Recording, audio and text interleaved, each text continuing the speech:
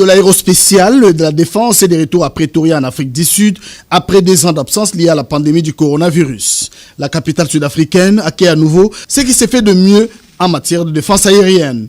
Plus de 200 exposants venus du monde entier y prennent part. 24 pays au total sont présents cette année à cette foire militaire. La République démocratique du Congo était représentée à cette foire d'exposition des équipements, matériels et technologies militaires par la vice-ministre de la Défense nationale qu'accompagnait l'ambassadeur extraordinaire et plénipotentiaire de la République démocratique du Congo en Afrique du Sud, Fidel Binene Moulaja. Le Congo est agressé par les Rwandais. Nous avons plus parlé de cette agression.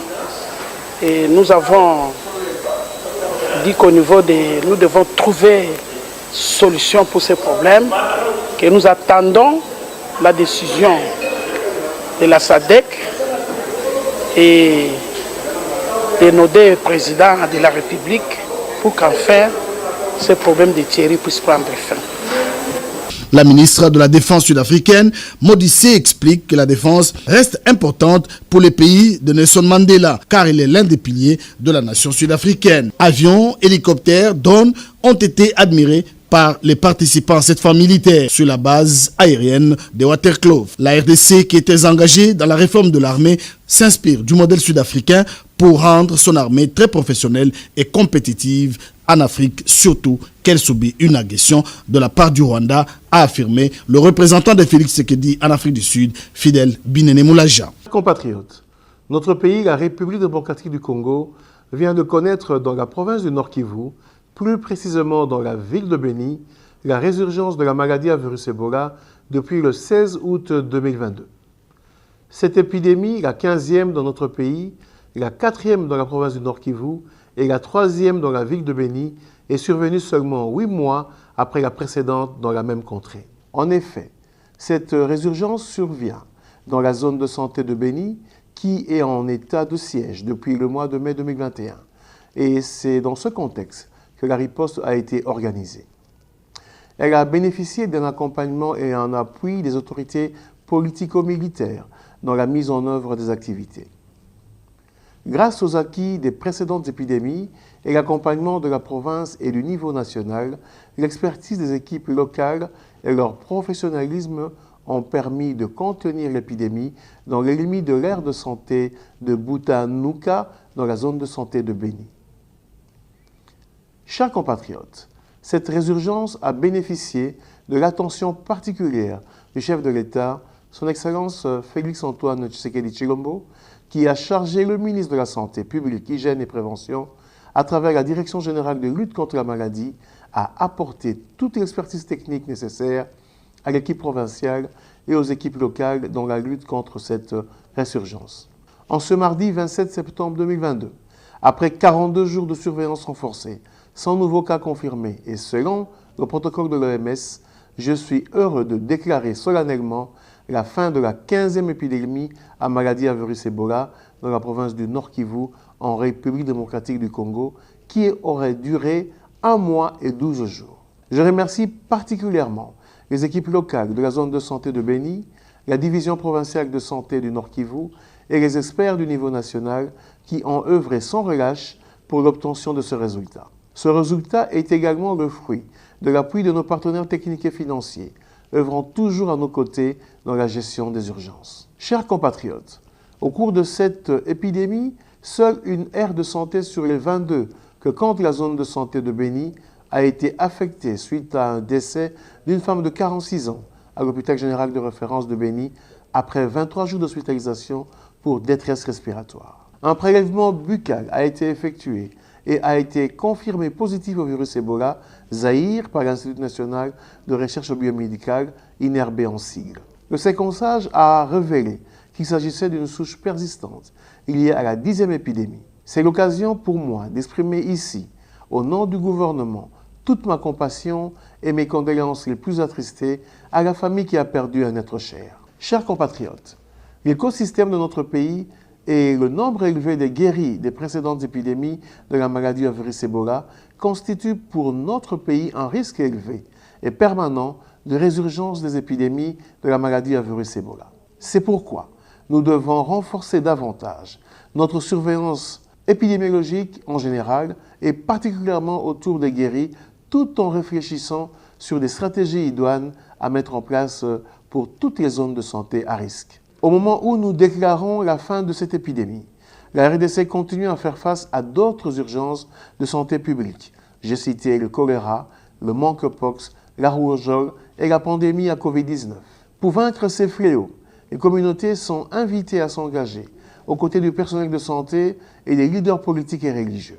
Au regard de la survenue de l'épidémie de la maladie à virus Ebola, souche Soudan en Ouganda, la surveillance transfrontalière devra être renforcée et un plan de préparation mis en place pour les provinces du Nord Kivu et l'Ituri pour être capable de détecter rapidement d'éventuelles urgences de santé publique et ainsi réduire la charge de morbidité et mortalité dans notre population tel que le prône le chef de l'État au travers le plan d'action du gouvernement dans le cadre de la couverture santé universelle. Honorables députés, chers collègues, il faut rendre à César ce qui est à César. Nous avons suivi tous avec un grand intérêt l'important discours du chef de l'État à la 77e Assemblée générale des Nations Unies.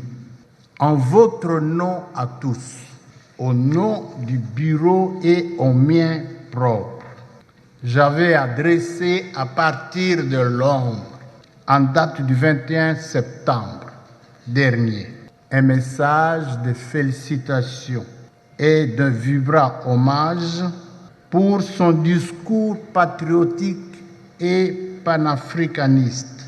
À son Excellence, M. Félix Tshisekedi Tshilombo, président de la République démocratique du Congo, chef de l'État. Honorables députés, chers collègues, le peuple congolais, à travers ses élus que nous sommes, lui en sait gré pour avoir défendu brillamment l'intégrité du territoire de la République démocratique du Congo, mise en péril par l'agression barbare du Rwanda, en violation totale du droit international. Un discours percutant, étayé des arguments probants et irréfutables, corroborés par différents rapports crédibles, notamment celui des experts des Nations Unies. Par ailleurs, j'ai lancé en même temps un appel pathétique à tous les compatriotes congolais, à tous les amis et partenaires de la République démocratique du Congo, de soutenir le commandant suprême des forces armées de la République démocratique du Congo et de la police nationale à travers tous les moyens diplomatiques, politiques et militaires. Avant de cracher la vérité devant la cour militaire, le prévenu Joël a sollicité quelques minutes de repos. 45 minutes après, il revient à la barre et donne la vraie version des faits. Il cite le colonel Kayumba et le colonel Mukalenga comme les commanditaires des braquages contre le convoi des Chinois. Actez d'abord que le prévenu, après le repos pour calmer ses nerfs, il demande pardon à la cour pour l'avoir fait marcher. Maintenant, il veut dire la vérité, rien que la vérité. Allez-y, petit frère. Ngainde nazao batu batinda biso nini action wana ezaba colonel bango nyonso mbale voyager na ngao kende Goma. Oui. Tokenda na colonel Mukelenge. Oui. Tokenda na mutuka na. Oui. Lui, Joël, un taximan à ville de Bunia, et les prévenus Otuzo ont confirmé leur participation à cette opération criminelle et a coûté la vie à des ressortissants chinois mars dernier vers Nderembi en territoire de Romo. 4 lingots d'or et plus de $6,000 américains récupérés après ce braquage ont été remis aux 2 officiers FARDC, a-t-il ajouté. Ezalo bapanga kiango déjà soki bakambo perkité ndenge yenda tikala na orumbale abanani abakonzi. Yenda koyeba ndenge akokamufle biso mais ngala moni na souffrir pamba la prison age nangeza mke ngalo bango polele bango mbale bayebi action wana lieutenant Batel dake koteka oro. Version confirmée par le prévenu Outuzo. Acte que, à la question de savoir qui a organisé le coup, Outuzo a dit que, en tout cas, il n'y a plus moyen. Joël a dit toute la vérité et a pensé secret.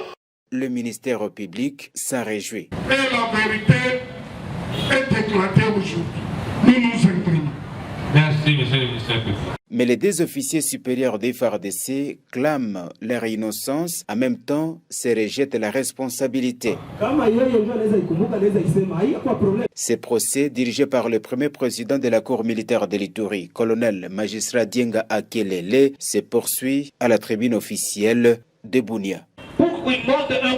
Il s'agit d'un programme de recensement de tous les éléments FARDC amputés de membres, a dit le professeur docteur chirurgien, orthopédiste et traumatologue Luc Mokassa, délégué du ministère national de la Défense en mission dans la province de l'Ituri. Cette opération de l'identification des militaires amputés pendant les opérations en front va permettre de connaître leur effectif en vue d'une prise en charge médicale appropriée.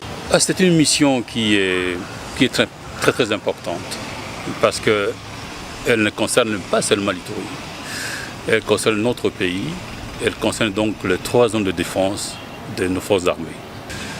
Alors il est question de pouvoir recenser tous nos éléments blessés, amputés de membres. Vous le voyez souvent à travers la cité, qui avec béquille, qui clompait. Il a plu à son Excellence, Monsieur le ministre de la Défense nationale, ancien combattant, de pouvoir initier ce programme pour que nous ayons une idée des effectifs de ces éléments qui ont donné de leur vie pour assurer l'intégrité nationale et qui sont aujourd'hui, entre guillemets, comme abandonnés.